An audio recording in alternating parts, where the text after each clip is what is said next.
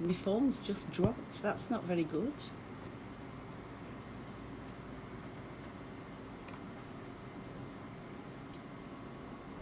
And welcome back to the show. It's State of Mind with Jackie Jones here on 102.8 Chorley Fm. And I'm live on air until 3 o'clock when Tim Fernandez takes over with us with his Indie Rock Heaven show. So that was Love Again, Ray Morrison. Coming up, we've got Mess Her Up, Amy Shark before our award-winning 100 Club. That's going to be roundabouts past, depending on how much I talk. So I'm always harping on about thoughts. And one of the things, well, I was trained in transactional analysis. That's my background as a therapist, is a transactional analysis. But I've recently started looking more into, over the past 12 months, something called the 3 principles, that was brought to life by a Scottish chap called Sydney Banks, who was a welder. I think he went to live out in Canada back in the 70s, and he's a bit of a guru. And yeah, if you want to know more about the things I talk about, which is thought, consciousness and mind, all relating to the 3 principles, Google it. There's lots of things out there, and there's lots of amazing people doing amazing work. Sometimes I think that people who think about therapy think that it's a long process. It's going back over the past, and it's maybe looking at some things that we don't necessarily want to look at. And that's not always the case. There are different modalities. In fact, there's hundreds of different modalities out there. But the way the 3 principles works is it's very simple, and sometimes people struggle and are quite resistant to the simplicity of it. That our thoughts create our reality, and then we live in that reality, and our thoughts create the feelings.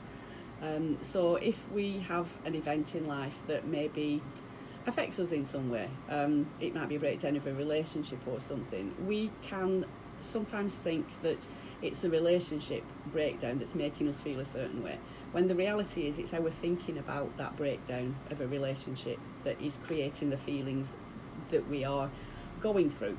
And it sounds quite simple, and sometimes it's hard to catch yourself when you're doing it, but I was really using it as a therapeutic experiment, if you will, when I was flying, and looking at what was the fear, where did it come from, and why do I still have it, but not being judgmental, just being curious about it.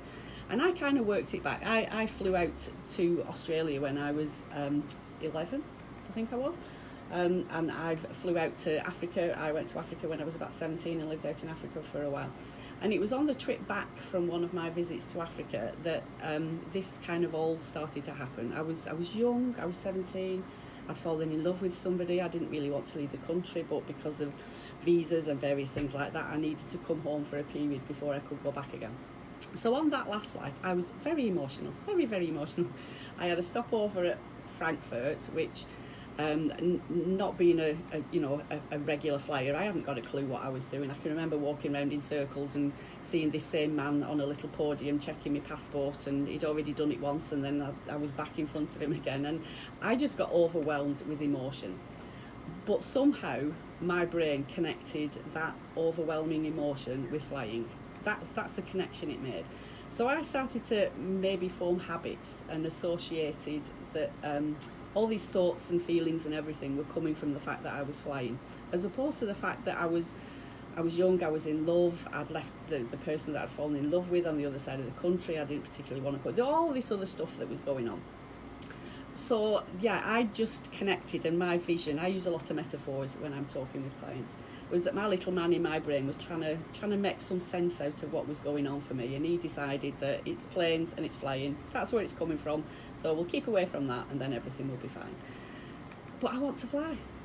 So yeah, I needed to just rationalise those thoughts and feelings that I was having, which I did manage to do. They were just thoughts. One of the other metaphors that a chap called Michael Neal uses, if you want to Google him, he's absolutely amazing, he's a bit of a hero of mine, is that he sort of uses an analogy of clouds being like thoughts. So you might go outside and the sky is wonderful and blue and you can see the sun, and that's you on a good day. That's when your state of mind is in a good place and not a lot of things are going on for you, and the sky is blue, everything's wonderful. And then the clouds pop in, and the clouds are a metaphor for our thoughts. So I don't know if you'd used to do it when you were young, and lie back in a field and make shapes out of the clouds. You could have a tiger in a cloud, you know, really, really visual, it's scary. You're starting to have some thoughts and feelings about that tiger. And then it changes into a pussycat, which we all love a pussycat, and it's fine again. And that's what happens with our thoughts. We give energy to certain thoughts, and that's what causes the problem. All thoughts are neutral. The clouds are exactly the same, other than when they make a shape and we then sort of project our thoughts onto them. So that might help some people think about thoughts and how they can affect us. I will be back before the news to do another little snippet, and maybe I'll get to ring my dingy dong. I'm going to do it anyway. Yes, there's my dingy dong bell. Thoughts are like clouds. I'll be back soon. Speak soon.